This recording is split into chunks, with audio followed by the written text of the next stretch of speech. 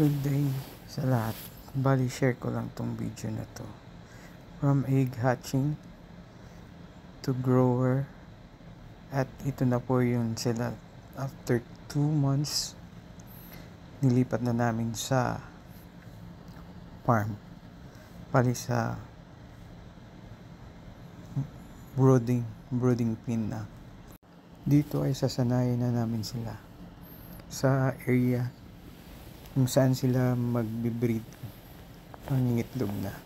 Bali mix po na breed to. May Rhode Island show type, Rhode Island Red, Brahma, Black Astrolop, Bob Orpington, and Lavender Orpington. Yan po, pinapalabas ko na.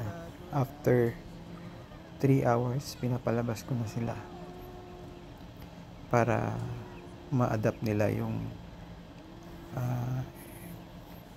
temperature at yung type of weather sa farm. Tuwang-tuwa sila kasi malaking area na po dito at gusto na nilang gumagala kung saan.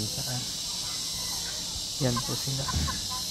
Balik 22 pieces po sila lahat. At thanks God, dumadami na yung Brahma din namin kasi gusto ko talagang dumadami yung Brahma namin. At ito naman po yung mix at karamihan dito ay Rhode Island. Malapit na po silang mangingitlog, mga dumalaga na po sila.